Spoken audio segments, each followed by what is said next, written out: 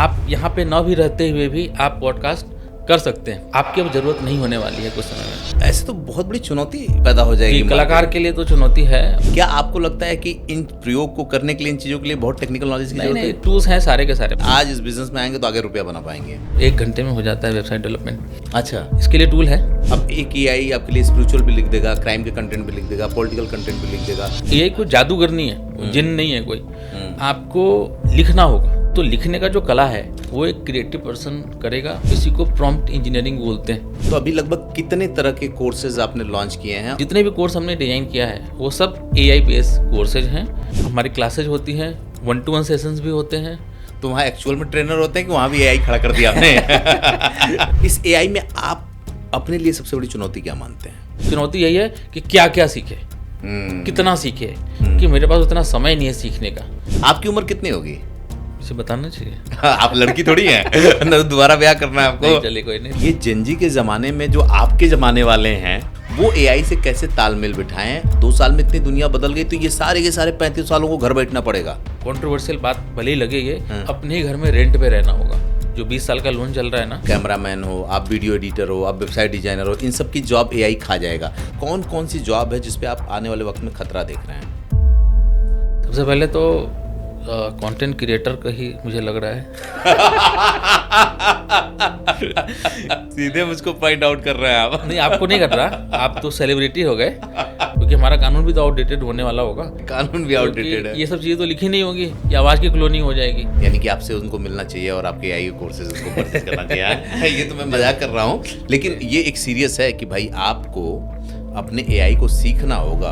भारत में जो जॉब्स हैं उसमें भी एआई का यूज बढ़ेगा, या बस इंडिया के बाहर ये सारी चीज़ें नजर आने वाली हैं? इंडिया में पटना और एनसीआर के बीच में भी एक जनरेशन गैप और एक एरा गैप दिखता है क्या? नोएडा में मैं जितनी कंपनी में मिलने जाता हूँ वहाँ पे 70-80% लोग जो हैं वो बिहार से ही हैं। जबकि सच ये है कि यूपी बिहार को आईएएस और आईपीएस के लिए लोग जानते हैं। जैसे आप आईएएस आईपीएस का एग्जाम्पल ले जाता है, बिहार के लोगों का ये भी एग्जाम्पल लिया जाए कि वो जिस फील्ड में भी जाते हैं उसमें वो टॉप पे रहते हैं। जैसे आपके यहाँ सीखने बच्चे आते हैं, तो एआई वाला कोर्स करने में उनके सामने सबसे बड़ी अड़चन क्या आती है? उनकी माइंडसेट। सबसे पहले तो डर जाते हैं एआई का नाम सुनते ही। एआई की बात हो रही है, शुरुआत कहाँ से करनी चाहिए अगर एआई सीखना है किसी को? तो वो एक समंदर है, एक जंगल है। एक बार आप चले गए तो आप गुम हो जाओगे। हमारे साथ है कि हमने एक पूरा स्ट्रक्चर बना रखा है। आप शुरुआत करोगे ए से और हम आपको जी तक लेकर के जाएंगे। ये एक प्रोसीजर बना हुआ है।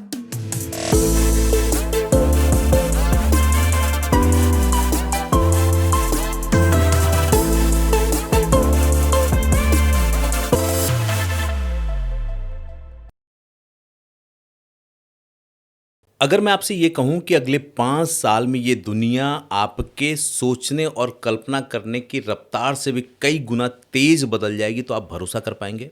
अगर मैं आपसे ये कहूं कि आपके इस दुनिया में होते हुए भी आपके होने का मतलब खत्म हो जाएगा, आप मानेंगे? मैं आपसे ये कहूं कि आपके खड़ा होने के बाद भी आपको ये प्रूव करना पड़े कि आप ही हैं, आप मानेंगे? नहीं मानेंगे। मैं आपसे ये कहूं कि आज जिन चीज़ों पे आप अपनी बुलंद इमारत खड़ा करने का प्लान बना रहे हैं, अपने कैरियर को बनाने का प्लान बना रहे हैं, वो अगले 2 साल में धराशायी हो जाएगा और आउटडेटेड हो जाएगा, तो क्या आप मानेंगे? नहीं मानेंगे। आज मैं इन सब पे वो पर्दे खोलने वाला हूं जिसको सुनने और जानने के बाद ना सिर्फ आप हैरान हो जाएंगे, हो सकता है कि आज की रात की नींद भी ना आए, क्योंकि बहुत से ऐसे लोग हैं जो बहुत तेजी से कल्पना कर रहे हैं और अपना एक साम्राज्य बनाने की कोशिश कर रहे हैं। आज हमारे साथ जो गेस्ट हैं वो एआई के एक्सपर्ट हैं और पिछले 12 सालों से डिजिटल दुनिया में काम कर रहे हैं, क्योंकि वो इससे पहले डिजिटल मार्केटिंग का इंस्टीट्यूट चलाते थे और लगभग 15 से 20 हज़ार लोगों को ऑनलाइन ऑफलाइन पढ़ा करके मार्केट में निकाल चुके हैं, जिसमें से बहुत सारे लोग, कई हज़ार लोग जॉब कर रहे हैं और मार्केट में हैं। अब जब एआई आया तो उन्होंने एआई को एक्सेप्ट किया है और उसके कोर्सेज लॉन्च किए हैं, और ना सिर्फ कोर्सेज लॉन्च किए हैं बल्कि उन्होंने किस तरीके से उसमें नई नई चीज़ों का अवतार बनाया है, इन सब पे बात करने वाला हूँ। कितनी बड़ी चुनौती है और कितना बड़ा अवसर है आने वाले वक्त में ये एआई। ये आपको भी जानने की ज़रूरत है, आपके बच्चों को जानने की ज़रूरत है, क्योंकि हो सकता है कि अगले 5 साल में सब कुछ बदल जाए। और ये चुनौती ना सिर्फ आपके लिए, वो अपने फील्ड का कोई भी एक्सपर्ट हो, डॉक्टर हो, वकील हो, पत्रकार हो, एक्टर हो, एक्ट्रेस हो, या हम जैसे चाहे कोई भी व्यक्ति जो आज इस तरह से मार्केट में लीड कर रहा है उसके लिए बड़ी मुश्किल होगी। तो आइए हम लोग मनीष चौहान जी का स्वागत करते हैं और शुरू करते हैं इस एपिसोड को। Sir thank you so much ये समय देने के लिए। Thank you sir, thank you so much. आप डिजिटल मार्केटिंग की दुनिया में, चाहे वो सर्विसेज की बात हो, चाहे वो कोर्सेज की बात हो, इंस्टीट्यूशन की बात हो, आप लीड कर रहे थे। अचानक से एआई में क्यों शिफ्ट किए? देखिए, दुनिया जो है बहुत तेज़ी से चेंज हो रही है। तो पिछले 12-15 सालों से मैं ट्रेनिंग इंडस्ट्री में था और साथ ही साथ मैं अपनी सर्विसेज भी दे रहा था। तो एज ए एजुकेटर ये मेरी रिस्पॉन्सिबिलिटी थी कि पहले जिस तरीके से मैंने, जब डिजिटल मार्केटिंग नहीं हुआ करता था तब से मैं अपने स्टूडेंट को ट्रेन कर रहा था, तो अब जब एआई का ज़माना आ रहा है तो ये मेरी रिस्पॉन्सिबिलिटी है कि मैं उस चीज़ को पहचानूं और जितने भी लोग इस एआई के अंदर अपने आप को ट्रेन करना चाहते हैं उसके लिए मैंने अपना एक प्लेटफॉर्म लॉन्च किया है स्किलविंट के नाम से। ये बेसिकली एआई से रिलेटेड कोर्सेज जो भी हाल फिलहाल में अभी जो भी अब चल रहे हैं उसको हमने इसके ऊपर डाला है। AI for tech professionals, AI for non tech professionals, कुछ टेक्निकल कोर्सेज भी हमने इसके अंदर डाले हैं जैसे कि डेटा ब्रिक्स हो गए, डेटा साइंस हो गए, मशीन लर्निंग हो गई। तो ये ट्रेंडिंग टॉपिक्स हैं जो कि लोग सीख करके अपने करियर को अप स्किल और री स्किल कर सकते हैं टू सर्वाइव, क्योंकि आने वाले 2-3 सालों में बहुत तेज़ी से ज़माना बदलने वाला है। अगर लोग अपने आप को अगर अप स्किल और री स्किल नहीं करेंगे तो शायद उनके लिए प्रॉब्लम हो सकती है। आपका एक वीडियो मेरे पास आया था पॉडकास्ट करने से पहले, लोगों ने कहा था कि भाई इसको देख लो, थोड़ी सी इसके बारे में जानकारी हो जाएगी। तो मुझे लगा कि ये आप ही हो जो बता रहे हो, जिस तरह से रील्स बनती है, सारी चीज़ें बनती है। तो अभी आप मुझे बता रहे हो कि वो आप नहीं हो। जी जी, जबकि वो वीडियो आपका है, एक्सप्रेशन आपके हैं, आवाज़ आपकी है, सब कुछ आपका है। तो ये कैसे संभव है कि मनीष जी है ही नहीं, बस वो कंटेंट है और वो कहीं और से बन गया, फोटो से बन गया, ऐसा संभव है? जी जी। तो देखिए, आने वाले समय में 2 टाइप के लोग एआई के अंदर काम कर रहे होंगे। एक जो एआई मॉडल्स डेवलप कर रहे होंगे, जो बहुत बड़े लोग होंगे। एक दूसरे लोग होंगे हम जैसी एजेंसी जो कि एआई टूल्स यूज कर रहे होंगे, उनके द्वारा बनाए गए। तो अब जैसे मैं अगर आप बात करूं कि डिजिटल क्रिएटर्स जो वीडियो क्रिएट करते हैं, तो आपकी अब ज़रूरत नहीं होने वाली है कुछ समय में। अच्छा। अगर आप बात करें तो आपकी आवाज़ का भी क्लोनिंग हो जाएगा। आपका जो फेस है उसकी भी क्लोनिंग हो जाएगी। ठीक है। आप यहाँ पे ना भी रहते हुए भी आप पॉडकास्ट कर सकते हैं। तो मैं इसके लिए कुछ टूल्स बता दूं, जैसे 11 लैब्स है, वहाँ पे आपकी आवाज़ की क्लोनिंग हो जाती है। वहाँ पे बहुत सारे मॉडल्स हैं, आपको वहाँ पे अपनी आवाज़ देनी होगी, करीब 15 से 20 मिनट की, वो आपकी आवाज़ की क्लोनिंग कर लेगा। साथ ही दूसरी टूल है हेजन के नाम से। आप उस पर जाकर के आप 15 से 20 मिनट का वीडियो डालिए अपनी एक्सप्रेशन के साथ, वो आपका एक अवतार बना लेगा। ओके। आप स्क्रिप्ट दीजिए 11 लैब को, वहाँ से आपकी आवाज़ निकलेगी और हेजन से आपकी वीडियो बनेगी और आपका एक क्रिएटर जाकर के सोशल मीडिया पे आपका एक रील्स या फिर वीडियो बना रहा होगा, जहाँ पे आपके रहने न रहने की कोई ज़रूरत नहीं है। अच्छा, आप मुझे एक बात बताएं। और ये फ्यूचर नहीं है। मैं आपको बताऊँ, ये फ्यूचर नहीं है, ये हो रहा है। तो आपको लग रहा होगा कि ये फ्यूचर में होने वाला है, तो ऐसा नहीं है। लोग बना रहे हैं और अभी अगर किसी को अगर नई चीज़ें पता चल रही हैं कि नई चीज़ें हैं, तो आपको मैं बता दूँ ये ऑलरेडी आप 1 साल लेट चल रहे हैं। तो मुझे लगता है ना कि ये देखिए, जो लोग टेक्नोलॉजी से फेमिलियर हैं, जो मेट्रो सिटीज़ में रहते हैं, उनके लिए तो ये एक अवसर है। लेकिन जरा कल्पना कीजिए जो गांव देहात में रहते हैं, जिनको पता ही नहीं कि ये एआई है, डीप फेक है या क्या है, उनके लिए तो बहुत बड़ी चुनौती है। और मुझे लगता है सरकार के लिए भी ये चुनौती बनेगी। जी जी, सबके लिए चुनौती है। एक अभी मैं अपने कलीग से बात कर रहा था, तो एक सॉन्ग था यूट्यूब के ऊपर, सैयारा का कोई सॉन्ग चल रहा था। तो किशोर कुमार की आवाज़ में।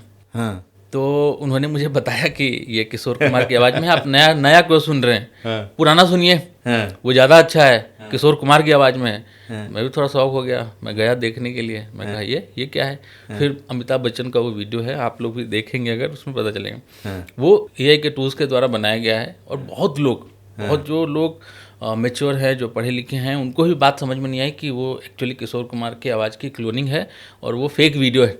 लेकिन उस पर मिलियंस ऑफ व्यूज उसके ऊपर आए हुए हैं, लोगों को बहुत पसंद आ रहा है। तो अगर ये रियलिटी है और उसके ऊपर अगर मिलियंस ऑफ व्यूज आए हैं, तो आप आगे सोचिए जो कलाकार अपनी आवाज़ में गाना गाते हैं, उनका फ्यूचर क्या होने वाला है। मतलब आप ये कह रहे हैं कि एक्टर तो इजीली रिप्लेस हो ही जाता था, जो सिंगर है वो भी रिप्लेस हो जाएगा? जी जी, सिंगर अब इजीली, ये मैंने जो एग्जांपल दिया है आपको, आप परफेक्टली कोई भी जाके इसको सर्च कर सकता है, आपको पता चल जाएगा कि कैसे किशोर कुमार की एग्जैक्ट आवाज़ वहाँ पे आपको सुनने को मिलेगी और मिलियंस ऑफ व्यूज हैं, मतलब मैं नहीं ये कह रहा थाउजेंड्स ऑफ व्यूज हैं, मिलियंस ऑफ व्यूज है जिनको कि आवाज़ पसंद आई है, जिनको लगता है कि किशोर कुमार ने वो गाना गाया है। हाँ, जो लोग सुन रहे होंगे ना उनको ये लग रहा होगा कि इसके लिए तो बहुत टेक्निकल व्यक्ति होना चाहिए कोई- या टेक्निकल बैकग्राउंड का व्यक्ति होना चाहिए। क्या आपको लगता है कि इन प्रयोग को करने के लिए, इन चीज़ों के लिए बहुत टेक्निकल नॉलेज की नहीं जरूरत नहीं, है? टूल्स हैं सारे के सारे, मैंने अभी थोड़ी देर पहले बताया कि कुछ एआई के जो डेवलपर्स होंगे वो एक मॉडल डेवलप कर रहे हैं, और हम जैसे लोग जो उसको यूज कर रहे हैं, आपके लिए एक पोर्टल बनाया, एक टूल बनाया, आपको वहाँ जाना है और आपको सेलेक्ट करना है कि आपको किस आवाज़ में इस सॉन्ग को या इस स्क्रिप्ट को किस लिरिक्स के साथ आपको इसको प्ले करना है, वो उसके अकॉर्डिंग आपको प्ले करवा देंगे। तो आप जो कोर्सेज कराते हैं उसमें क्या सिखाते हैं? मतलब जिसे जो आपके यहाँ सीखने आता है तो क्या वो नॉन टेक्निकल बंदा होता है या टेक्निकल बैकग्राउंड का होता है? जिससे होता क्या है कि आप कोई कोर्स करने जाते हैं तो उसके पहले आपको बैचलर डिग्री की ज़रूरत पड़ती है, या उससे रिलेटेड कोई एक ऐसी सर्टिफिकेट या ऐसी जानकारी की ज़रूरत होती है जब उसके बाद ही उसमें आप घुस सकते हैं। ये भी कुछ ऐसा ही है क्या? कोई अगर एआई की दुनिया में जाना चाहता है तो? नहीं, कोई भी आ सकता है। अभी बहुत सारे, जैसे मार्केटिंग है उसका टेक्निकल से कोई लेना देना नहीं है, हाँ। लेकिन एआई सुनने में लगता है आर्टिफिशियल इंटेलिजेंस, हाँ। इसमें आपको कोडिंग की ज़रूरत होगी, ये करना होगा। तो यहाँ पे बहुत सारे जॉब अपॉर्चुनिटीज़ निकल के आ रही है। जैसे अगर आपको 20 से 25 टूल्स पे एक्सपर्टीज हो जाती है तो आप किसी भी कंपनी को as a AI journalist join कर सकते हैं, जिसको कि उस 20 से 25 टूल की नॉलेज है और उस पर वो एक्सपर्टीज है, मतलब उसको उसमें एक्सपर्टीज है, वो उसको इस्तेमाल कर सकता है और उस कंपनी के काम को 10 घंटे काम को 1 घंटे में कर सकता है। तो ये उसका जॉब होगा एआई जर्नलिस्ट की, ये हमने अपने कोर्स में इंट्रोड्यूस कर दिया। अगर कोई मार्केटिंग का पर्सन है जो कि 10-15 साल का एक्सपीरियंस है, अब उसको अपने आप को स्किल करने की ज़रूरत है, अप स्किल या री स्किल करने की ज़रूरत है। बहुत सारे ऐसे ऑटोमेशन टूल हैं जो कि एआई बेस्ड टूल हैं, उसके पीछे कोडिंग चल रही है, आप ड्रैग एंड ड्रॉप के थ्रू ऑटोमेशन कर सकते हो। जैसे N8N करके एक टूल है, आप उसका इस्तेमाल कर सकते हो, Zapier का इस्तेमाल कर सकते हो। तो इसको कैसे यूज करना है, इसके लिए भी आपको उसके ऊपर ट्रेनिंग लेनी होगी, तभी आप 10 घंटे काम को 1 घंटे में कर पाओगे, आधे घंटे में कर पाओगे।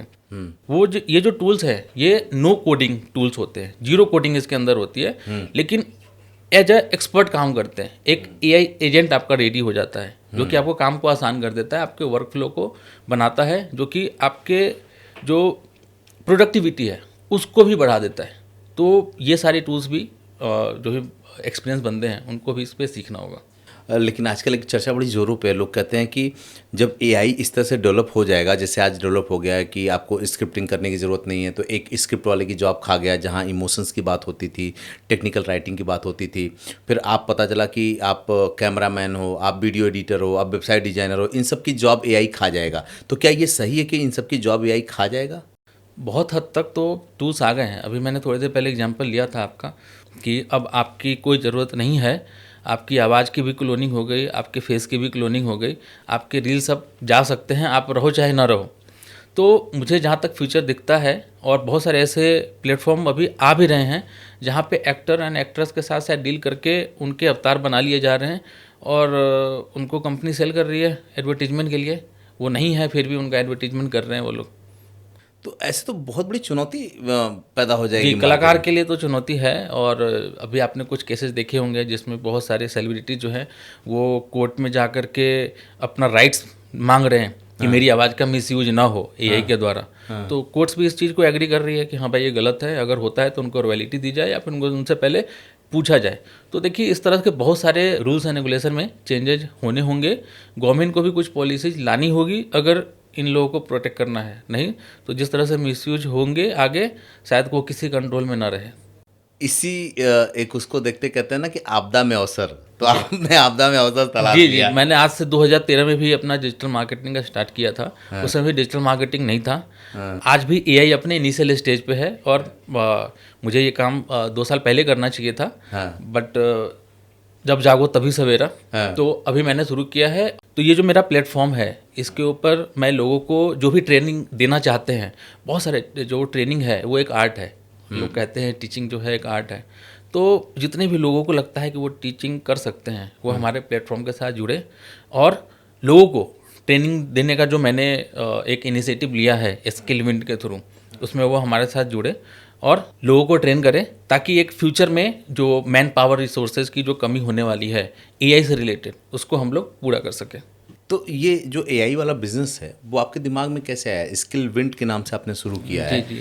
तो जैसे आप फॉरेन के लिए सर्वर वगैरह देते रहते हैं, तो क्या कुछ ऐसा फॉरेन की कोई केस स्टडी आपके समझ में आई कि इंडिया में 2 साल बाद ही आएगा तो आज ही हम कर लेते हो तो बिजनेस बड़ा हो जाएगा, या कहीं कोई ऐसी प्रेरणा तो रही होगी ना कि जिससे लगा हो कि नहीं आज इस बिजनेस में आएंगे तो आगे रुपया बना पाएंगे? मैं पन्ना सॉफ्टेक प्राइवेट लिमिटेड के नाम से एक सॉफ्टवेयर कंपनी भी रन करता हूँ। तो वहाँ पे मैं अप टू डेट रहता हूँ चीज़ों को लेकर के, सॉफ्टवेयर डेवलपमेंट वगैरह होते हैं, वेबसाइट डेवलपमेंट। तो जिस तरह से चीज़ें थी कि कैसे काम को आसान बनाया जाए, तो जैसे जैसे मैं इंट्रोड्यूस होता गया वैसे वैसे चीज़ें मुझे पता चलती गई कि जो काम 1 महीने में होता था वो 15 दिन में हुआ, 15 दिन का काम जो है वो 5 दिन में हो रहा है। वो इसी तरीके से आइडिया आता है और अपना काम होता है। हाँ, आइडिया आता है, काम होता है, और उसके बाद रुपए का एक जो है ना एक नई विंडो हम खोल देते हैं। पहले मुझे लगता था ना कि एआई एक ट्रेंड है, जैसे टिकटॉक और तमाम चीज़ें आई थी, लेकिन ये करियर के लिए इतना बड़ा रिवॉल्यूशन बन जाएगा ये मैंने कभी सोचा ही नहीं था। आपके लिहाज से अगर मैं बोलूँ कि अगली वो 10 फील्ड जिसमें एआई से ट्रेंड ज़्यादा तो लोगों की ज़रूरत होगी, वो 10 फील्ड कौन कौन सी होगी? 10 फील्ड तो मैं अभी नहीं बता पाऊँगा आपको, बट जो एआई जर्नलिस्ट की मैं बात कर रहा था, तो वो एक होगा। एआई डेवलपर्स की, machine learning, data science, cyber security की भी डिमांड होने वाली है, क्योंकि जैसे जैसे चीज़ें बढ़ेंगी उस तरह साइबर अटैक्स भी बढ़ेंगे। तो वो एक अपॉर्चुनिटी भी आएगी बहुत ज़्यादा लोगों के पास। और साथ में बहुत सारे ऐसे टेक्निकल कोर्सेज हैं जिसमें कि एआई जो है वो इंट्रोड्यूस होगी, वहाँ पे भी करियर अपॉर्चुनिटी बनेगी। आप अपने बिजनेस में क्या क्या एआई का यूज कर रहे एक हैं? कंटेंट क्रिएशन में अभी मैं यूज कर रहा हूँ, ऑटोमेशन में यूज कर रहा हूँ अभी। वेबसाइट डेवलपमेंट जो पहले जिसमें हमें 15 दिन लगते थे क्लाइंट को बोलने में, आज के डेट में आपको बताऊँ 1 घंटे में हो जाता है वेबसाइट डेवलपमेंट। अच्छा। इसके लिए टूल है, लवेबल नाम से है, बोल्ट नाम से ये टूल है। आप उसके ऊपर कमांड दो, आपकी लैंडिंग पेज रेडी हो जाती है। थोड़ी बहुत आपको स्किल चाहिए एडिटिंग की, आप उसको एडिट करो और आपके 1 घंटे में आपकी वेबसाइट रेडी है।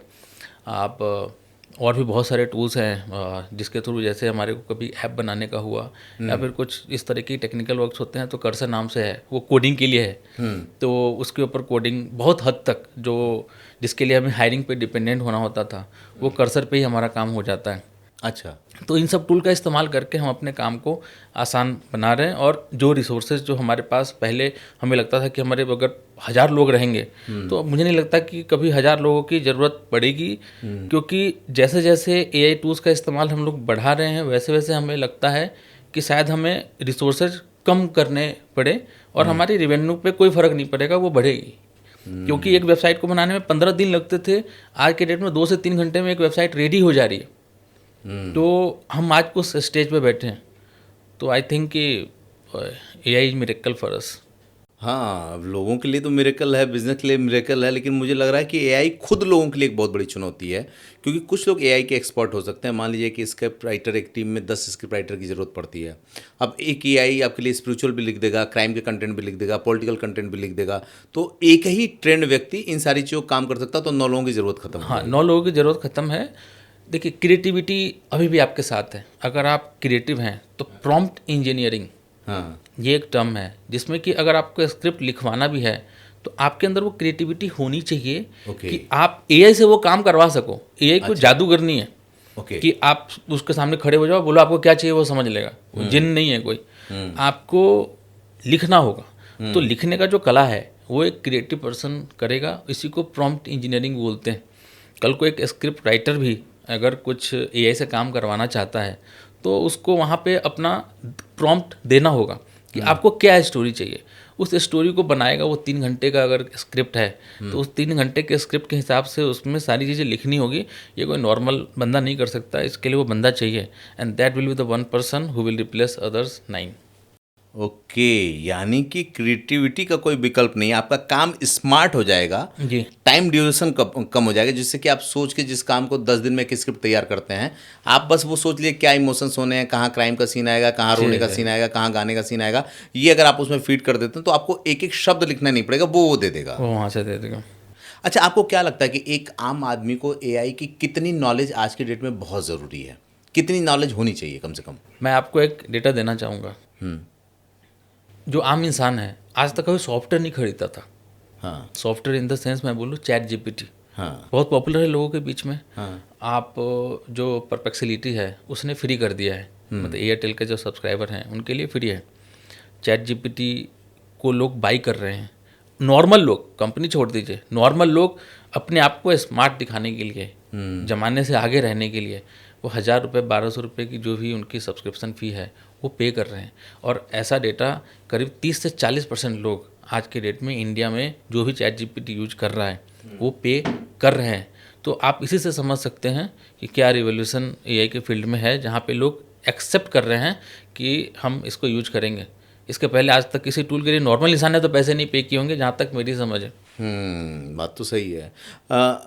आप जब इसमें आए तो आपको क्या लगा कि ये ज़रूरी है, इसलिए इतने कोर्स तो मैं लॉन्च कर ही रहा हूँ।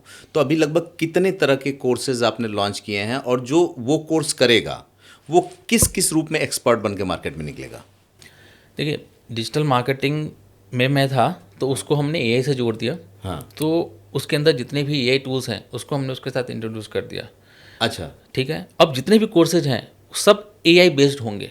जैसे मशीन लर्निंग हो गया, डेटा साइंस हो गया, आपके डेटा ब्रिक्स हो गए, पावर बीआई हो गए, तो सब में कुछ ना कुछ एआई को हमने उसमें इंट्रोड्यूस किया है। तो जो कोर्स हमने डिजाइन किया है उसमें AI plus that particular course की एकाएक से कुछ नहीं होना है कि एकदम खत्म हो जाना है। आपको धीरे धीरे ही उस पर अडेप्ट होना होगा। तो जितने भी कोर्स हमने डिजाइन किया है वो सब एआई बेस्ड कोर्सेज हैं। जितने भी हमारे skillevin.com पे आप जाएंगे आपको कोर्सेज कितने कोर्स होंगे अभी? करीब अभी हमने 12 से 15 कोर्सेज हमने उसके ऊपर डाले हैं। और साथ ही साथ हमने एक और प्लान किया है एक्सपेंशन का। मिडिल ईस्ट में हमने एक्सपेंशन का प्लान किया है। वहाँ भी बहुत सारे कॉर्पोरेट्स हैं जिनको कि एआई के ऊपर ट्रेनिंग चाहिए। ओके। इंडिया में बहुत सारे आईटी एक्सपर्ट्स हैं जो कि काम करने के साथ साथ उनको समझाने बहुत अच्छा आता है। तो हमने इसी अपॉर्चुनिटी को ग्रैब किया और मिडिल ईस्ट में बहुत सारे कॉर्पोरेट्स, अभी हमारी 2-3 ट्रेनिंग भी वहाँ पे हुई है। तो वो लोग चाहते हैं कि इंडिया से कोई ट्रेनर हायर करे जो कि उनके यहाँ करके ट्रेनिंग दे, राइट। और इंडिया में भी कॉर्पोरेट ट्रेनिंग्स का दौर है जहाँ पे कि उनको चाहिए कि हमारे, अब देखिए एकाएक से निकाल तो नहीं सकते, तो कंपनियां जो हैं अपने एथिक्स को फॉलो करते हुए उनको अपने पास रखे, उनको एआई के ऊपर ट्रेन कर रहे हैं। मतलब या तो रीस्किल कर रहे हैं या फिर अप स्किल कर रहे हैं। तो वहाँ पे हम जैसे लोगों की ज़रूरत होगी जिन्होंने ऑलरेडी ट्रेनर्स और एक पूरे मैनेजमेंट का एक प्रोसेस बना रखा है कि क्या कोर्स मॉड्यूल होना चाहिए, कौन ट्रेनर किस चीज़ में एक्सपर्टीज है उसकी, वो हम उसका जो रिज्यूम है वो कॉर्पोरेट में सेंड करते हैं। उनका रिज्यूम सेलेक्ट होता है, उसके हिसाब से जो भी कोर्स मॉड्यूल है, जो भी सर्टिफिकेशन चाहिए, जो भी लैब्स वगैरह चाहिए, वो सारी चीज़ें हम प्रोवाइड करते हैं। ओके। और इंडिविजुअल लोगों को, जिससे मान ली कोई ये पॉडकास्ट देख रहा है, कोई स्टूडेंट चाहे कि मुझे मनीष हाँ, जी तो के उसके लिए रेगुलर बैचेज हमारे चलते हैं। ऑनलाइन या ऑफलाइन? हाँ, ऑनलाइन है, सारा ऑनलाइन। अच्छा, तो वो ऑनलाइन आपके एनरोल करते जी हो? जी, ऑनलाइन हमारे एनरोल कर सकते हैं। तो ये सिंपल सा प्रोसीजर है। इसमें जो ट्रेनर हमारे एक्सपर्ट ट्रेनर होंगे वो हमारी क्लासेज होती हैं, 1-to-1 सेशंस भी होते हैं। तो वहाँ एक्चुअल में ट्रेनर होते हैं कि वहाँ भी एआई खड़ा कर दिया आपने? नहीं, वहाँ पे अभी ऐसा नहीं किया है। जब लोग रेडी हो जाएंगे इस बात को एक्सेप्ट करने के लिए कि सामने वाला एआई हो सकता है, तब हम लोग भले ही ले आएंगे। अभी लोग रेडी नहीं है। तो आपके यहाँ से जो लोग कोर्स करते हैं तो आप लोग उनको कहीं प्लेस करते हो या बस कोर्स करके छोड़ दिया? नहीं, हम लोग, हमारी पूरी प्लेसमेंट टीम है जो कि उनको हेल्प करती है till they don't get placed. हमारे यहाँ से हमारी एचआर टीम पूरी उनकी हेल्प करती है, उनको इन्हांस करती है कि कैसे आप इंटरव्यू के लिए रेडी करें अपने आप को और इंटरव्यू करें, और हमारा पूरा सपोर्ट रहता है उनको। इस एआई में आप अपने लिए सबसे बड़ी चुनौती क्या मानते हैं? देखिए, एआई बहुत तेज़ी से चेंज हो रहा है और जितने टूल्स, जितने चीज़ें आ रही हैं वो सब चीज़ मेरे लिए एक्सेप्ट करना, मेरे लिए सीखना एक इंसान के लिए बहुत मुश्किल है। जो भी चेंजेज हो रहे हैं, और चेंजेज इतने फास्ट हो रहे हैं कि मेरे पास उतना समय नहीं है सीखने का।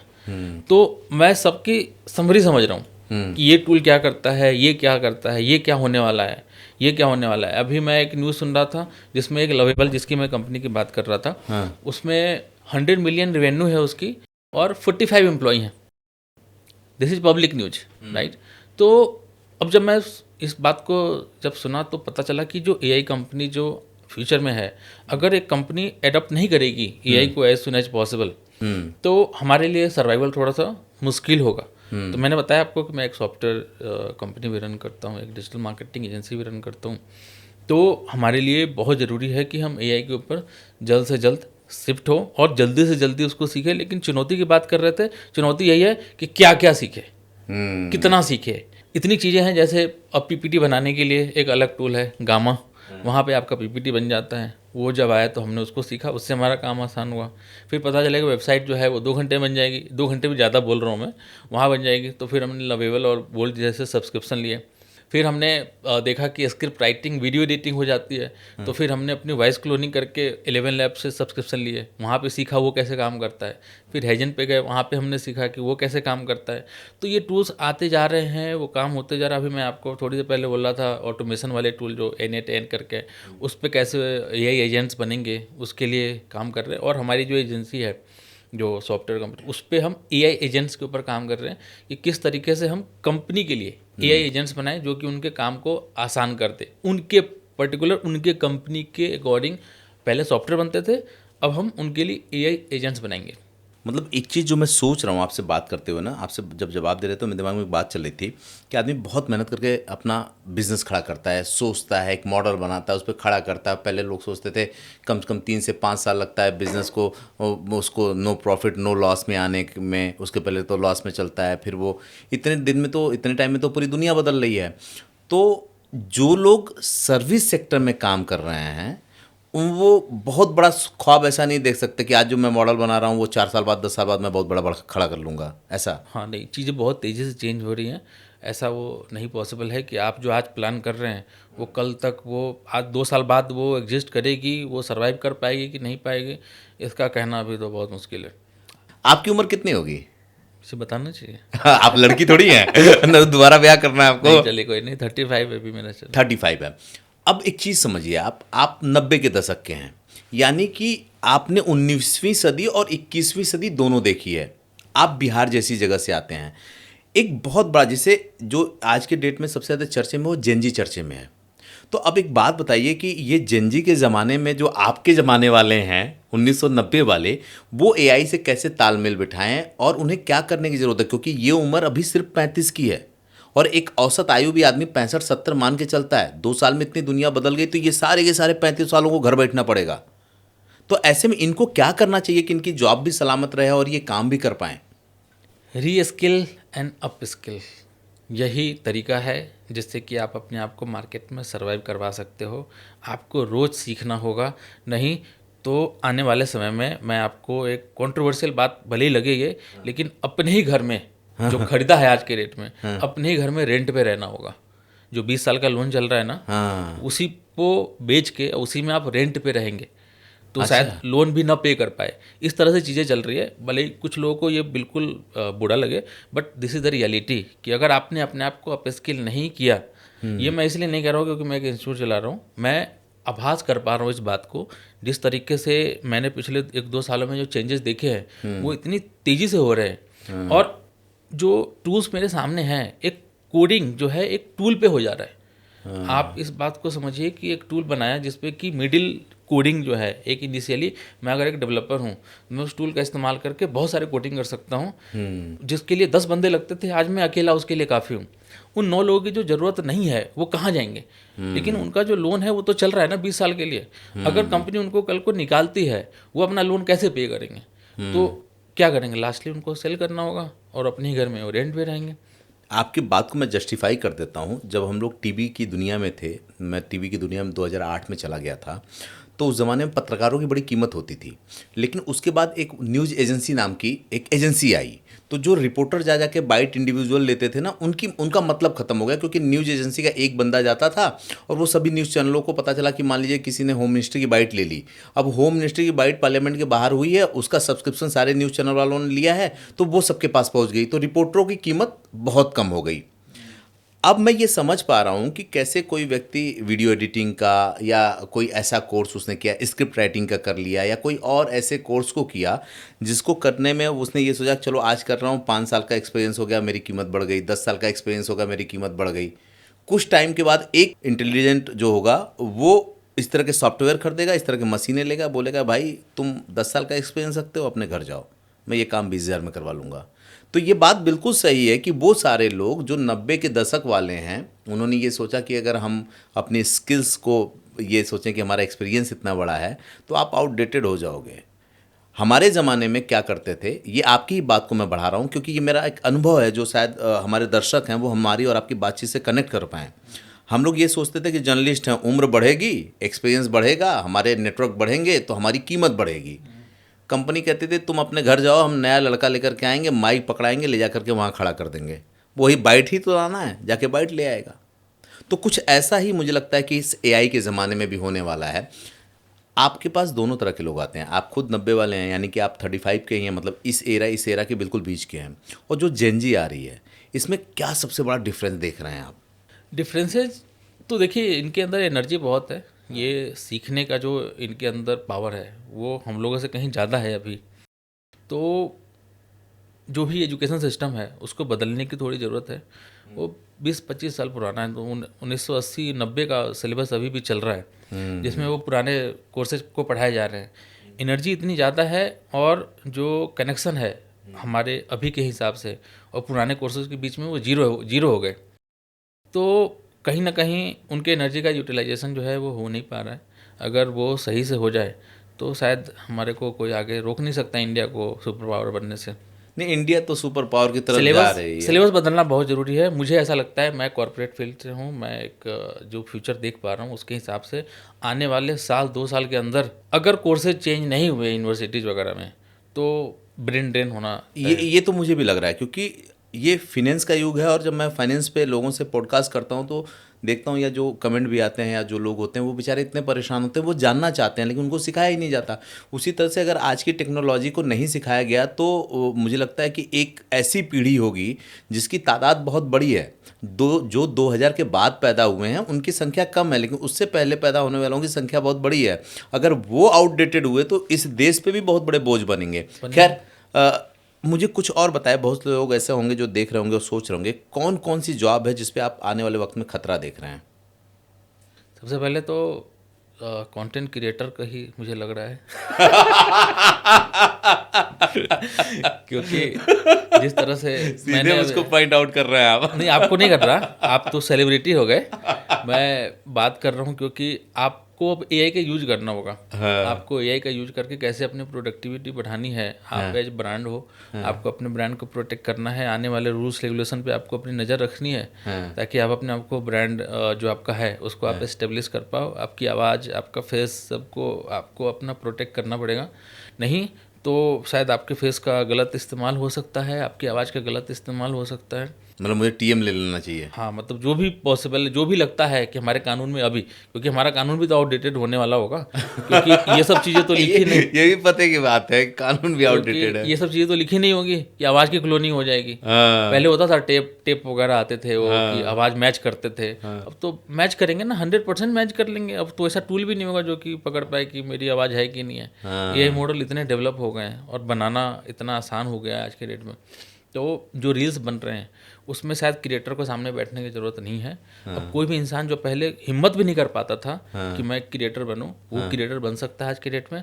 तो एक मैं जो क्रिएटर, जो एग्जिस्टिंग क्रिएटर्स हैं उनके लिए कंपटीशन बढ़ने वाला है, क्योंकि बहुत नए नए क्रिएटर्स आएंगे, एआई क्रिएटर्स आएंगे, कुछ ऐसे क्रिएटर्स आएंगे जो कि अभी तक हिम्मत नहीं जुटा पाए थे, वो भी आएंगे। तो कंपटीशन बढ़ेगा तो शायद चीज़ें होंगी। देखिए अब किस तरह से मैनेज होता है। We are also in. और इसमें यूट्यूब ने एक अच्छा फैसला लिया भाई, एआई कंटेंट अगर आप एफर्टलेस लेकर के आते हो तो हम मोनेटाइज नहीं करेंगे या हम प्रमोट नहीं करेंगे, आगे नहीं बढ़ाएंगे। ये तो एक अच्छी बात है, लेकिन सीरियस बात ये है कि सर्विस सेक्टर में जितने लोग काम करने वाले हैं और ख़ासकर जो लोग अपने स्किल पे अपना धंधा क्रिएट किए हैं, उनके लिए बड़ी मुश्किल क्रिएट होने वाली है। यानी कि आपसे उनको मिलना चाहिए और आपके एआई कोर्सेज उनको परचेज करना चाहिए। ये तो मैं मजाक कर रहा हूँ, लेकिन ये एक सीरियस है कि भाई आपको अपने एआई को सीखना होगा और इसके लिए आपको उसके पास जाना होगा जो सच में एआई को अच्छे से जानता हो और जो इस दुनिया में पहले से काम कर रहा हो। आप जिस भी लेवल पे हैं, आपका चाहे वो कंपनी रन कर रहे हो, चाहे आप कॉलेज लेवल पे हो, चाहे आप एक कंपनी के ओनर हो, जिस भी लेवल पे हो आप, आपको एआई को इंट्रोड्यूस करना होगा। आपको जल्द से जल्द एआई पे अपने आप को शिफ्ट करना होगा, तभी सर्वाइवल हो पाएगा। नहीं तो चीज़ें जो है बहुत तेज़ी से बदल रही है। एक बात बताइए, एक कंटेंट क्रिएटर होने के नाते ये मैं देख पा रहा हूँ, थोड़ा पढ़ता लिखता रहता हूँ तो ये भी समझ में आता है। आज की डेट में आप देखेंगे कि जो एआई का सबसे ज़्यादा यूज हो रहा है या एआई जहाँ दिख रही है वो कंटेंट क्रिएटर की दुनिया में ही दिख रही है। लेकिन क्या आपको लगता है कि आने वाले वक्त में भारत में जो जॉब्स हैं उसमें भी एआई का यूज बढ़ेगा, या बस इंडिया के बाहर ये सारी चीज़ें नज़र आने नहीं वाली नहीं, हैं? इंडिया में जो कंपनियां रन हो रही हैं तो वो भी तो प्रोसेस करती ही होंगी। हाँ। तो जब वो प्रोसेस करेंगे तो ऑब्वियसली एआई का ही इस्तेमाल करेंगे। हाँ। मैं जब इतनी सारी चीज़ें जब देख रहा हूँ और सब में एक टैग लगा है, हाँ। सब में यूएसए का टैग लगा है, सारे बिजनेसेज में हाँ। सब यूएस में डेवलप हो रहे हैं, तो मुझे इस बात का वो थोड़ा सा मैं थॉटफुल हो रहा था कि इंडिया में इतने आईटी प्रोफेशनल्स हैं, हमारे को कहा जाता है कि वी आर आईटी हब, हाँ। तो हमने क्यों नहीं टूल्स बनाए, हमने क्यों नहीं एआई के ऊपर बहुत पते काम की शुरू बात। किया। इतनी बड़ी बड़ी कंपनियां थी, उन्होंने क्यों नहीं किया। और आज जब ये लोग इतने आगे निकल गए हैं, जितनी भी आपको चैट जीपीटी से लेकर के जितनी भी टूल्स हैं वो सब बाहर के ही टूल्स है, क्यों नहीं हमने ऐसे टूल्स बनाए, ऐसे मॉडल्स डेवलप किए। हालांकि अब सब कोई रेडी हो गए हैं, हमारे गवर्नमेंट ने भी पैकेज वगैरह इसके ऊपर डाल दिया है कि कैसे एआई को डेवलप किया जाए। तो चीज़ें जो हैं वो अब चल रही हैं, but as a country we are late. अब कैसे हम यहाँ पे मैच करते हैं अदर्स कंट्री को, अब ये देखने वाली बात होगी। आपने तो कई देशों की यात्रा की है, कभी चाइना जाने का मौका मिला आपको? अभी तो नहीं मिला है, बट वहाँ की ग्रोथ स्टोरी हमने देखी, जिस तरह से वो एआई का इस्तेमाल कर रहे हैं अपनी टेक्नोलॉजी में। कुछ मामलों में मैं चाइना का फ़ैन हूँ कि वो अपने देश के लोगों को प्रोटेक्ट करने के लिए ना बाहर के कई टूल्स वो लेता ही नहीं है, वो अपना ही डेवलप करता है कि भाई हमारे देश का होगा, हमारे लोग आगे बढ़ेंगे। जी, इस पे आपकी क्या कोई रिसर्च है, या किसी व्यक्ति जो वहाँ का आपका कोई क्लाइंट हो जिसको आपने कुछ दिया हो सर्वर वगैरह? वहाँ की अपनी पॉलिसीज हैं, उसी पॉलिसी को फॉलो करते हैं। वो चाहते हैं कि एज अ कंट्री हम डेवलप करें, दूसरे के ऊपर डिपेंडेंसी ना रहे हमारी। आज की डेट में हमारे जो कंट्री की डिपेंडेंसी है वो यूएस के ऊपर बहुत ज़्यादा है। तो इस कारण से हमें आज के डेट में इफ़ेक्ट देखने को मिल रहा है। जो ट्रंप के जो भी टैरिफ्स हैं वो उसके कारण हमारे ऊपर इम्पैक्ट आ रहा है, चाहे वो हमारे आईटी सर्विसेज के ऊपर हो, चाहे हमारे मैन्युफैक्चरर के ऊपर हो। हमारी डिपेंडेंसी उनके ऊपर इतनी ज़्यादा थी, शायद चाइना इसके लिए आज से 20-25 साल पहले से ही रेडी था कि ऐसा कुछ हो सकता है। शायद हम उस तरह से रेडी नहीं हो पाए जिस कारण से। लेकिन हाँ, सरकार है, वहाँ पे लोग ब्यूरोक्रेट्स बैठे हैं, नेता लोग बैठे हैं जो पढ़े लिखे हैं, वो लोग कुछ ना कुछ कर रहे होंगे इसके लिए, ताकि हम आने वाले समय में हमारी डिपेंडेंसी जो है अदर कंट्री से हटे और चाइना से हम सीखें और हम मेक इन इंडिया पे हम फोकस करें। मैं आपकी इस बात से सहमत हूँ, और इसमें मैं आपको चाइना की तरह ही देख रहा हूँ कि जैसे आपने कहा ना कि चाइना को 15-20 साल पहले ये आभास था, तो ये बात सही है कि मार्केट में लीड वही करता है जो विजनरी होता है। जैसे आपने 15 साल पहले PIMS आप खोले थे, जो बड़ा NCR में बड़ा मशहूर इंस्टीट्यूट था, लोग वहाँ पे सर्च में भी बहुत आता था। वैसे आप AI में जा रहे हैं, यानी कि आपका एक विज़न है। आपको कभी इसका कष्ट होता है? मुझे तो होता है कि हम लोग टेक्नोलॉजी के मामले में हो या कुछ और भी चीज़ें, सिर्फ स्पिरिचुअल को छोड़ करके हम लोग फॉलोअर्स ही बन के रह जाते हैं दूसरे कंट्री के। हम लीड नहीं कर पाते, हम लीडर नहीं बन पाते। स्पिरिचुअल में, योग में, आयुर्वेद में तो हम लीड कर रहे हैं, बाकी चीज़ों में लीड नहीं, क्योंकि आप टेक्नोलॉजी की फील्ड में, इसलिए आप बेहतर बता पाएंगे। हाँ देखिए, कहीं ना कहीं हम लोग पीछे तो रह जाते हैं। हमारे एंड से बहुत कुछ, हमारी इंडिया में भी इतनी बड़ी बड़ी कंपनियां हैं, TCS है, विप्रो है, ये सब बहुत बड़ी बड़ी कंपनियां थी। बट जो इनोवेशन पे जो काम होना था, जो रिसर्च पे काम होना था, शायद उसमें हम लोग लैग कर गए। नहीं तो आज AI में हम विश्व गुरु होते, जो हमसे थोड़ा छूट रहा है कहीं ना कहीं। आपको क्यों लगता है ये रिसर्च वाला काम क्यों नहीं हो पाता? ये एक बहुत बड़ा सब्जेक्ट है जिस पे आपने हाथ रखा है। आप मिडिल ईस्ट की भी बात कर रहे थे। ये कहते हैं कि हमारे यहाँ का जितना क्रीम ब्रेन होता है उसको दूसरे लोग लेकर के जाते हैं। हमारे IIT IIM के लोग भी बाहर जाते हैं, वो काम कराने के लिए नहीं बल्कि शोध कराने के लिए लेके जाते हैं। तो इसके लिए आप सबसे बड़ी प्रॉब्लम कहाँ देखते हैं? सरकारों की तरफ, या हमारे अपने लोगों में मानसिकता इस तरह की है, या संसाधन नहीं है हमारे पास कि हम रिसर्च पे जा पाएँ? लाइफ स्टाइल जो है उनके लिए मेन प्रॉब्लम है। पैसे जो है वो इंडिया में शायद उनको उतना ना मिले जो उनको बाहर मिलेगा। दैट्स वाई कि वो लोग वहाँ जाते हैं। और एक अच्छी लाइफ स्टाइल का हक जो है वो हर किसी को है। अगर वो उतनी मेहनत करके वहाँ तक पहुँचा है तो वो चाहता है कि मुझे एक अच्छी लाइफ स्टाइल मिले, मुझे अच्छा पैसा मिले। अगर इंडियन गवर्नमेंट्स या फिर इंडियन कंपनी भी उतना पैसा देने लगे, आज के डेट में US हमें प्रोजेक्ट इसलिए देता था क्योंकि उनके यहाँ जो चार्जेज हैं जो डेवलपर्स के, वो बहुत ज़्यादा हैं। हमारे यहाँ पे मुझे याद है 3-4 लाख रुपए में डेवलपर मिल जाते हैं। वहाँ पे अगर मैं इंडियन करेंसी में बात करूँ तो शायद 20-25 लाख से कम में कोई डेवलपर नहीं मिलेगा। अच्छा। यहाँ पे 5 लाख में एवरेज आपको एक डेवलपर मिल जाता है जो कि दिन रात काम करने के लिए तैयार है, रेडी है। तो कहीं ना कहीं लोगों को लगता है कि मैं यहाँ पे क्यों रहूँ, वहाँ पे जाऊँगा तो मुझे 5 गुना या 10 गुना ज़्यादा मुझे मिलेगा। तो आई थिंक कि इसमें सरकार को, कंपनी को हस्तक्षेप करना चाहिए।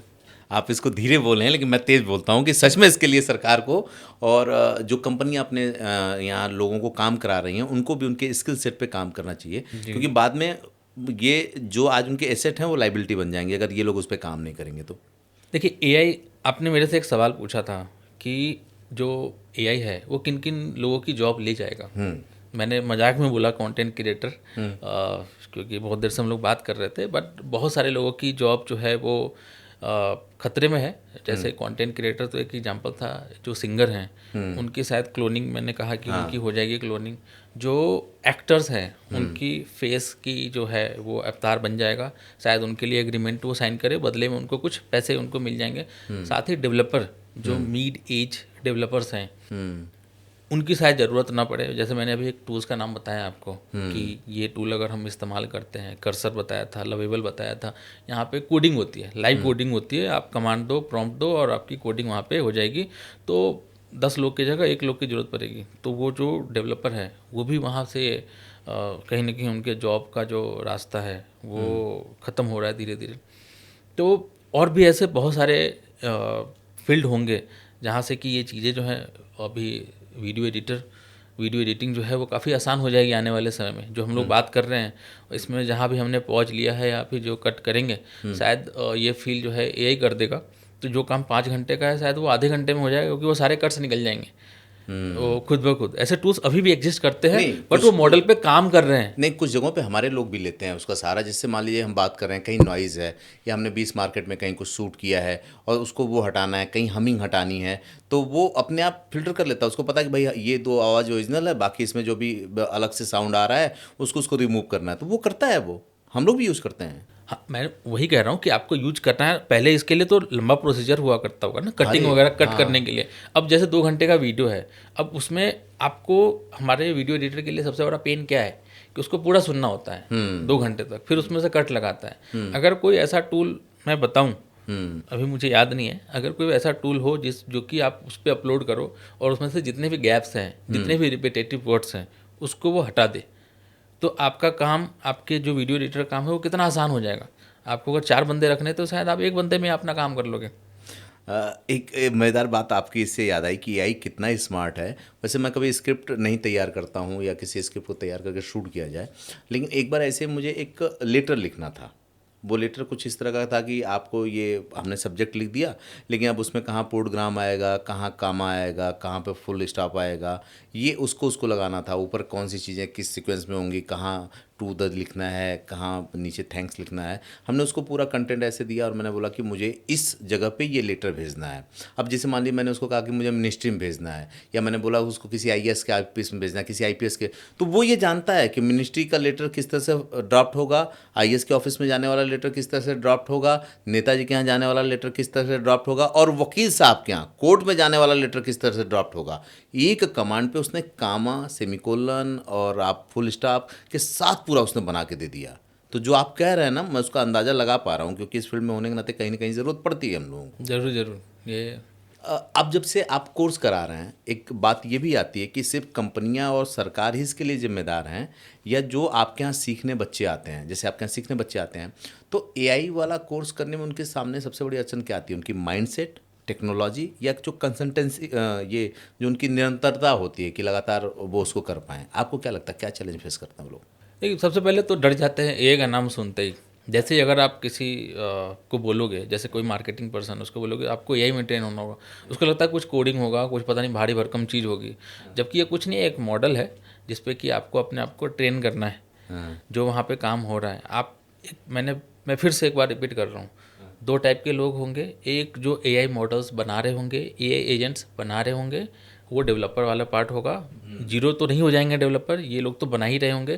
साथ ही साथ कुछ जो मार्केटिंग टीम है, जो हम जैसे जो एजेंसीज हैं, वो इसके ऊपर, टूल्स के ऊपर काम कर रही होंगी। तो एआई के जो लोग हैं उनकी तो ज़रूरत पड़ेगी ही। तो ये आसान है, कोई भी नॉन टेक्निकल प्रोफेशनल भी सीख सकता है इसको। बस कंसिस्टेंसी चाहिए, आपको वो डरना नहीं है कि मैं ये नहीं कर पाऊँगा। अगर आप नहीं कर पाएंगे तो हमेशा डरते रह जाएंगे। तो अभी राइट टाइम है एंटर करने का, क्योंकि सारी चीज़ें अभी नहीं है। अगर आप एंटर कर लोगे तो आने वाले 2-3 साल में जो चेंजेस होने वाले हैं शायद आप अपने आप को उससे कंटिन्यू कर पाओगे। नहीं तो आप 2 साल बाद अगर आओगे तो बहुत सारी चीज़ें हो चुकी होंगी, तो आपके लिए बर्डन और बढ़ जाएगा। बिल्कुल सही बात। तो this is the right time to enter in AI. आप नॉन टेक्निकल हैं या टेक्निकल हैं, आपको इसके अंदर आना चाहिए। साथ ही साथ जॉब अपॉर्चुनिटी बहुत सारे फील्ड्स में बढ़ रही है, वहाँ भी अपने आप को एक्सप्लोर करिए। नहीं, ये बात तो सही है, करना तो खुद को ही पड़ेगा। आप और हम बैठ के बता रहे हैं, हम अगले 2 साल की बातें भी कर रहे हैं, हमारे सामने चेंज हो भी रहा है। आपने इतने टूल्स के नाम मुझे बता दिए, जिसको वो सर्च करने जाए तो उनको खोजना पड़ेगा किसके लिए हम क्या करें। अच्छा मनीष जी, एक बात बताइए कि आप नोएडा एनसीआर में अब तो शिफ्ट हो गए हैं, आपका घर भी है, पूरा परिवार यहीं रहता है, आपके इंस्टीट्यूशन यहीं चलते हैं, आप इंडिया से बाहर की यात्रा करते हैं।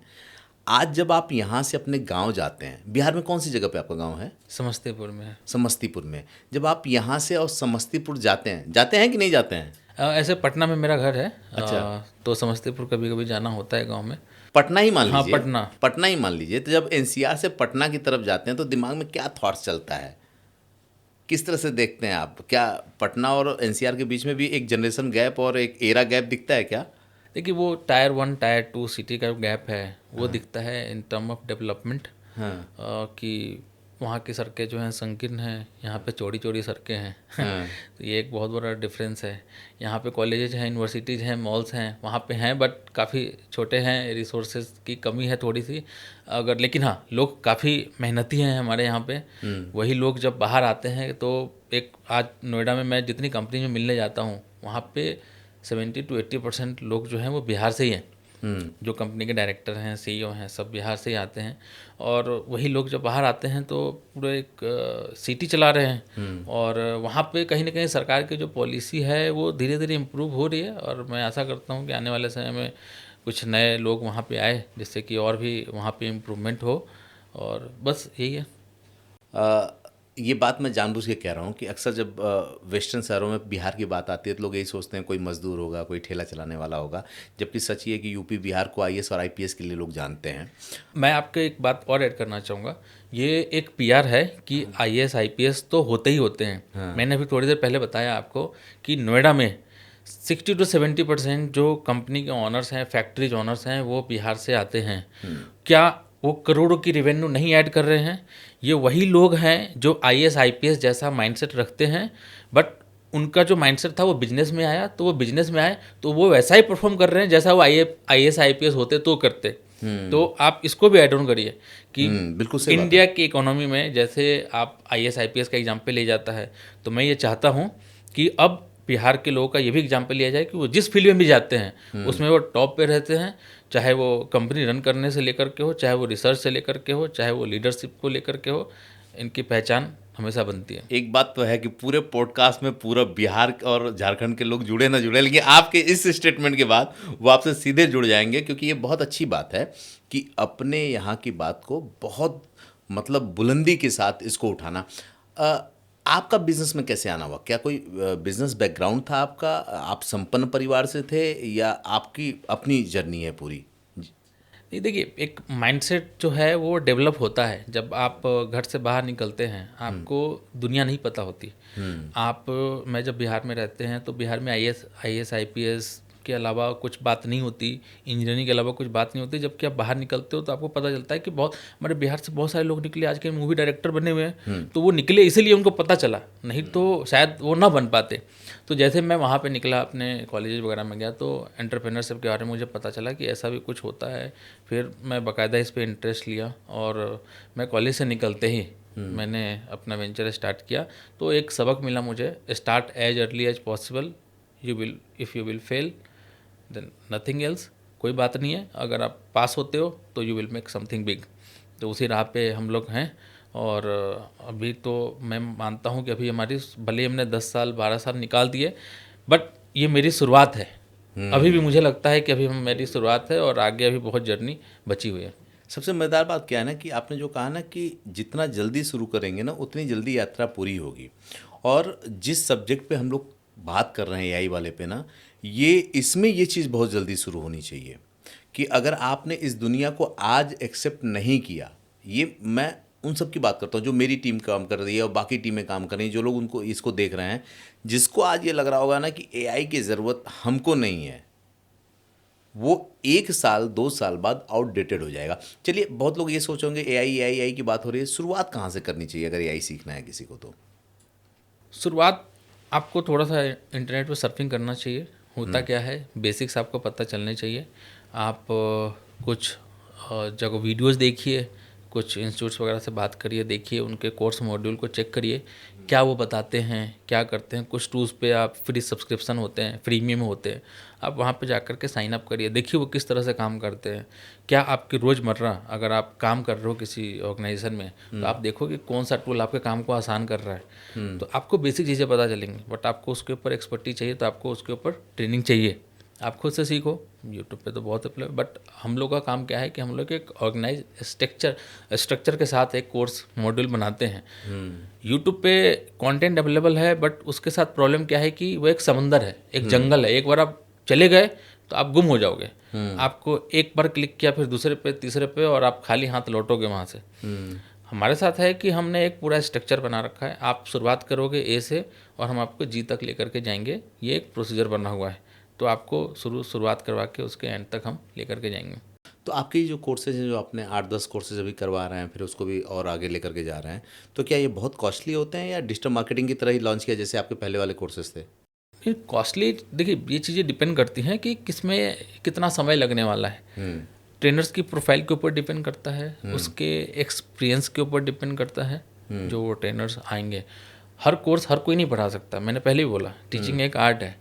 तो जो ट्रेनर्स की डिमांड होती है उसके अकॉर्डिंग, जो उसके लिए सर्टिफिकेशन लगते हैं कि कहाँ कहाँ से उसको सर्टिफिकेशन जाने हैं, कुछ टूल्स लगते हैं, उसके टूल्स के सब्सक्रिप्शन होते हैं, वो लगते हैं। तो वो सारी चीज़ें जो होती हैं ना, वो कॉस्टिंग में ऐड होती है। तो इनिशियली आप समझिए 30,000 से स्टार्ट होता है और ये 2-3 लाख रुपए तक जाता है। बट हर कैटेगरी के लोगों के लिए है अवेलेबल। और जो प्लेसमेंट आप लोग करवाते हैं उसका क्या रहता है कि शुरुआती दौर में कितना मिल जाता है लोगों को?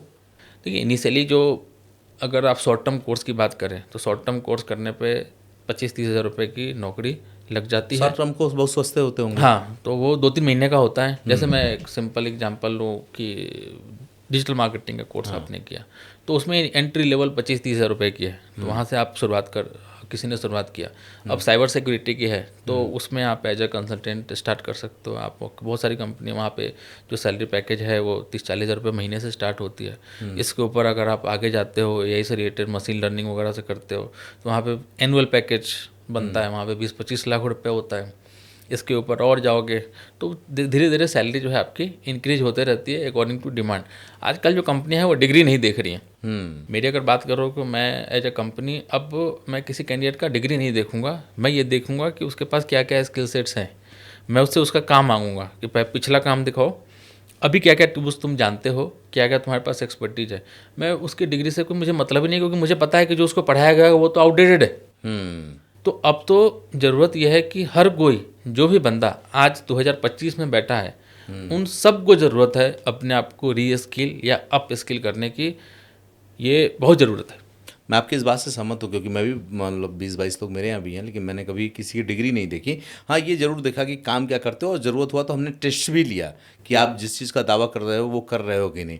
ये बात बिल्कुल सही है कि डिग्री अब उतनी प्रासंगिक नहीं रही। डिग्री एक एंट्री वो है, पास ज़रूर है कि आप हाँ, एजुकेटेड फिल्ट्रेशन के लिए एक कंपनी लगा सकती है कि मैं एक 10th पास को नहीं रखना चाहता, मैं एक 12th पास को नहीं रखना चाहता, तो एक एंट्री बैरियर के लिए भले काम करे। बट आप इस बात से नहीं पता लगा सकते कि वो एजुकेटेड है या क्वालिफाइड है इस पोजीशन के लिए। ये आप नहीं पता लगा सकते हैं। तो आपको बहुत ज़रूरी है कि आपको उसके स्किल सेट को चेक करना है कि क्या उसके पास एक्सपर्टीज है।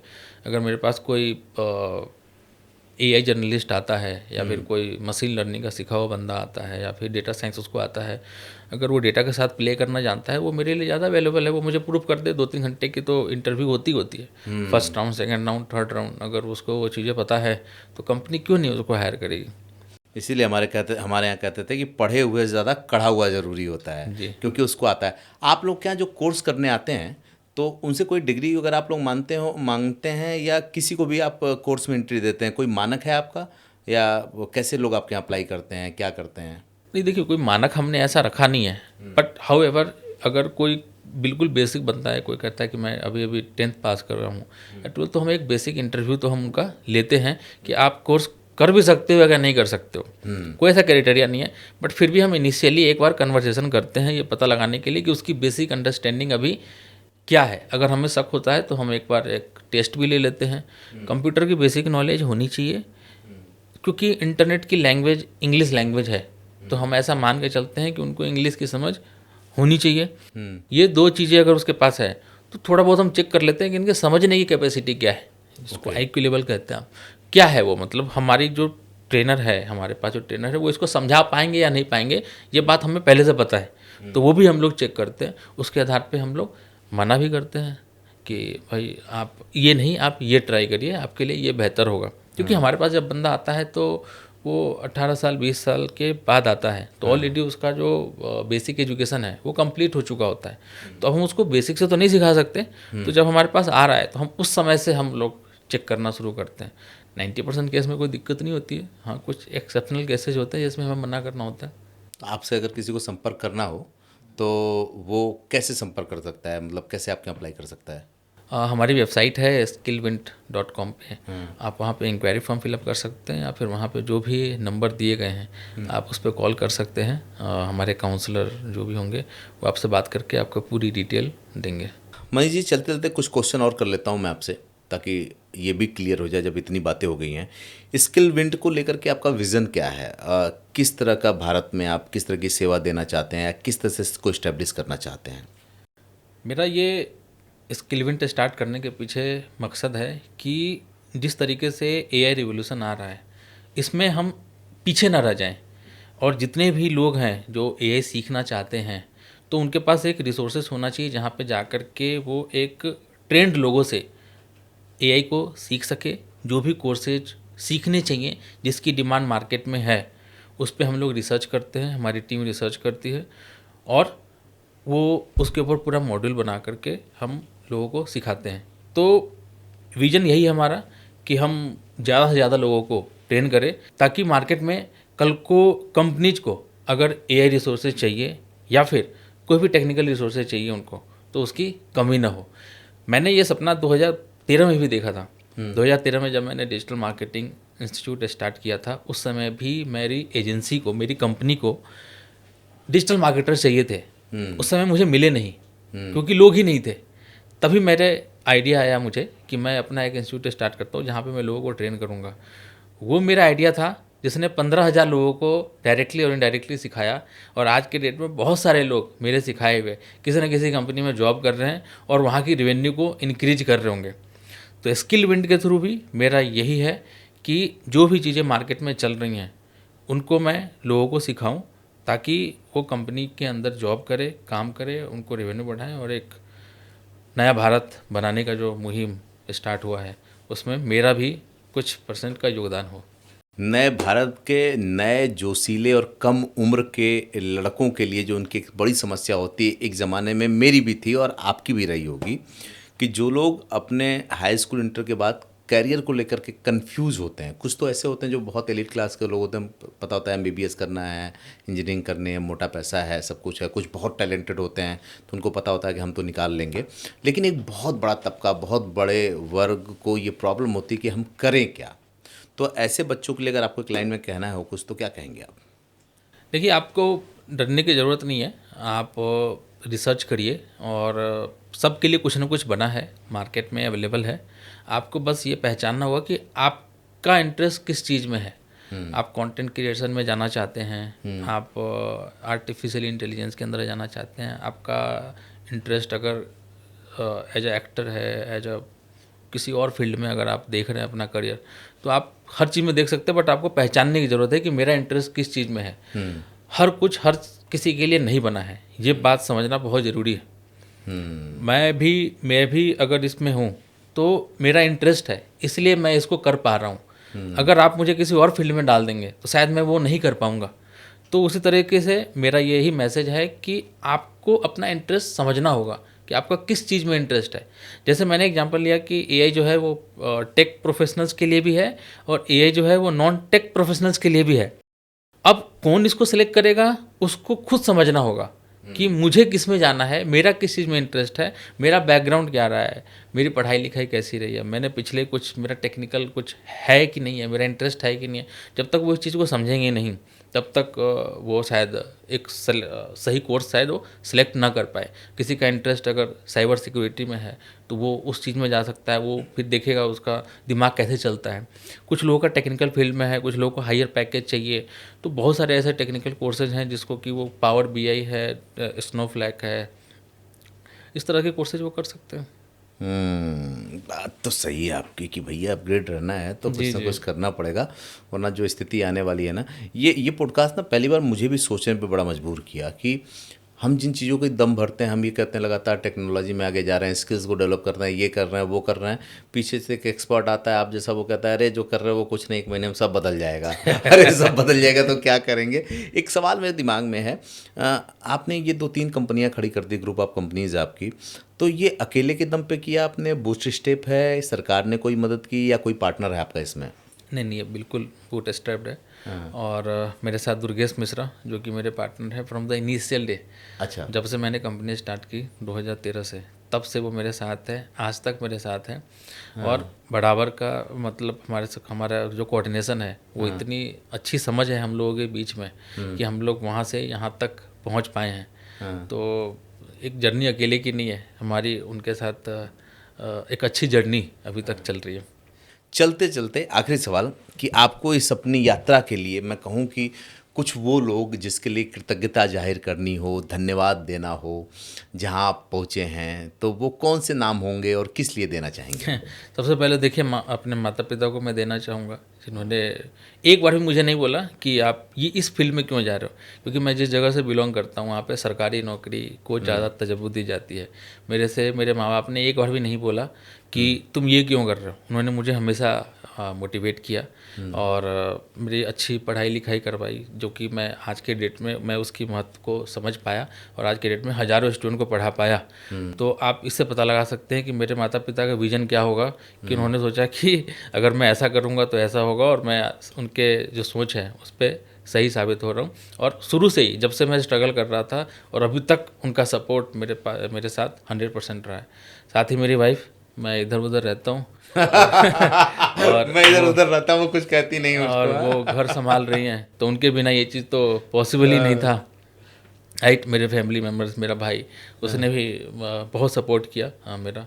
और जितने भी दोस्त हैं जिन्होंने मुझे मोटिवेट किया कि तुम्हें ये करना चाहिए, तुम्हारे अंदर ये है, शुरू से बताते तुम कुछ अलग करोगे। तो उनको पहले से पता चल जाता था कि तू ये कुछ अलग करेगा। वो मुझे बार बार बोलते थे तुम कुछ अलग करोगे, तुम्हारे लिए कुछ अलग बना है, जिसकी बात मैं अभी कर भी रहा था कि हर चीज़ हर किसी के लिए हर कुछ नहीं बना है। तो वैसे मुझे कहते थे कि आपके लिए चीज़ कुछ अलग बना है। तो शायद उनका विश्वास, मैं उस पर खड़ा उतरा। और फिर मेरा पार्टनर दुर्गेश मिश्रा, जिसने मुझे एज अ पार्टनर एक्सेप्ट किया, मैं उसके साथ काम कर पाया। तो सब एक मिली भगत है, जितने भी आसपास के लोग थे, आप जैसे मित्र भी, जिसने हौसला अफजाई करी हमेशा।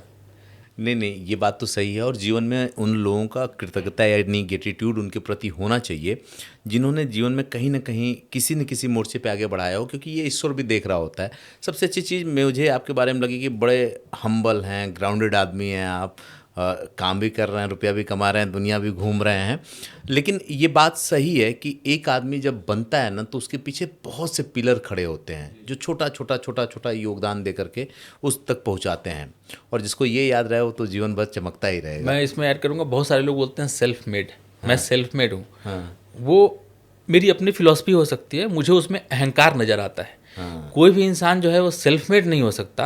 जब आप सेल्फ मेड बोलते हो तो आपने अपने माँ बाप को भी अलग कर दिया, आपने अपने फैमिली मेम्बर्स को अलग कर दिया जिसने आपको कोऑपरेट किया था, आपके पार्टनर्स, आपके एम्प्लॉय, आपके कलीग्स, हर किसी को आपने साइडलाइन कर दिया, क्योंकि आप कह रहे हो कि सेल्फ मेड हो। सेल्फ मेड कोई नहीं होता, बिना हेल्प के आप कुछ नहीं कर पाएंगे। आपके आसपास आपके दोस्त, फैमिली मेम्बर्स जो भी हैं, जब तक आपका हेल्प नहीं करेंगे आप कुछ नहीं कर सकते। सेल्फ मेड हो, आपने किया, बट बिना कोऑपरेशन के आप नहीं कर सकते। में आपकी मेहनत अपनी हो सकती है, आपका दिमाग अपना हो सकता है, लेकिन ये मेरी फिलॉसफी है, शायद मैं गलत हो सकता हूँ, लेकिन मुझे ऐसा लगता है कि सेल्फ मेड जैसी चीज़ जो है वो एग्जिस्ट नहीं करती। नहीं, मैं इसको जस्टिफाई कर सकता हूँ। अगर माँ बाप हो सकता है आपको पैसा नहीं दिए, लेकिन अगर वो आपको आज़ादी ही नहीं देते जो आप करना चाहते हो जी, तो उन्होंने पैसा नहीं दिया लेकिन वो आज़ादी तो दी। वो वक्त तो दिया, अपना सेक्रीफाइस तो किया जी, उन्होंने। जरूर, जरूर। वो दुख में रहे होंगे, वो तड़पते रहे होंगे, अपनी ज़रूरतों के साथ उन्होंने सेक्रीफाइस किया होगा, फिर आपको ये मुकाम मिला है। आपके रिश्ते नाते वालों ने आप पे कुछ थोपा नहीं, तमाम जिम्मेदारियों को आपने छोड़ा होगा। देखिए, ये एक नया चैप्टर है, एक अलग चैप्टर, मैं इस पर बहुत बातें कर सकता हूँ कि अगर सच में कोई ये सेल्फ मेड कहना यहाँ तक ठीक है कि आपने अपनी चीज़ों को खुद से गढ़ा है, अर्न किया है, लेकिन अगर आप ये कहेंगे किसी का कोई सपोर्ट नहीं रहा, तब तो ये तो हाँ, बेईमानी है। तो वो जो लाइन जो है उनको कंप्लीट करनी चाहिए। मैं बहुत सारे इंटरव्यू देखता हूँ तो वो बार बार बात करते हैं कि मैं सेल्फ मेड हूँ, मैं सेल्फ मेड हूँ। तो जब तक आप सेल्फ मेड बोल रहे हो तब वहाँ तक तो ठीक है, लेकिन जब आप किसी को ऐड नहीं कर रहे हो तब वहाँ पे एरोगेंस नज़र आने लगता है। तो मुझे लगता है कि self made does not exist. नहीं, सही है। और सबसे बड़ी बात कि बिना मानवीय संवेदनाओं के न दुनिया चलती है, न जिंदगी चलती है, न परिवार चलता है। जब तक संवेदनाएं जिंदा हैं तब तक आप जिंदा हैं। जिनकी संवेदनाएं मर जाती हैं, जिनके इमोशंस खत्म हो जाते हैं, या तो वो किसी नदी में कूद जाते हैं या तो कहीं से फांसी लगा लेते हैं, यानी कि वो खुद को ख़त्म करने के लिए जाते हैं, क्योंकि उनके लिए ये दुनिया बहुत ही निष्क्रिय या आप ये कहिए नीरस लगती है।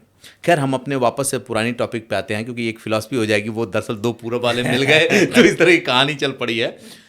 कितने लोग ऐसे हैं जिनको ये देखने के बाद सच में ये एहसास हुआ कि अगले कुछ सालों में ये पूरी दुनिया जिंदगी बदलने वाली है? कितने ऐसे लोग हैं जिन्होंने ये महसूस किया कि सच में 2-3 सालों में ये सब कुछ बदल गया है? मैं आप लोगों से कभी नहीं कहता कि मुझे सब्सक्राइब करो, लेकिन मैं आप लोगों से ये जरूर कहता हूं कि मुझे कमेंट में लिख करके बताओ आपने क्या महसूस किया, वो बताना। कितने लोग ऐसे हैं जो आउटडेटेड होने के कगार पे हैं, कितने लोग स्ट्रगल कर रहे हैं, और कितने लोगों को एआई को लेकर के और नॉलेज की ज़रूरत है, जरूर लिख भेजिएगा। कितने लोग ऐसे हैं जिनको लगता है कि मनीष जी को दोबारा आना चाहिए और इन सवालों का जवाब देना चाहिए, तो ये भी लिख भेजिएगा, क्योंकि मेरी कोशिश होती है कि मैं आपके उन सवालों का जवाब दूं जिससे आपकी ज़िंदगी में थोड़ी सी और आसान हो पाए या सहूलियत हो पाए। तो ज़रूर लिख के भेजिएगा कि ये एआई वाला एपिसोड कैसा लगा, आपने क्या फील किया, आप अभी कहाँ खड़े हैं, आपको किन चीज़ों की ज़रूरत है। आप अपनी नज़र से, हम लोग तो लगातार लोगों से बातचीत करते रहते हैं तो ये बात बोल पाते हैं, आप अपनी नज़र से कितना इस दुनिया को, इस जमाने को बदलते हुए देख पा रहे हैं। एक बात आखिरी में, और इसी से वाइंड अप करूँगा, आप जहाँ भी हैं, जो भी स्किल है, डरिए मत।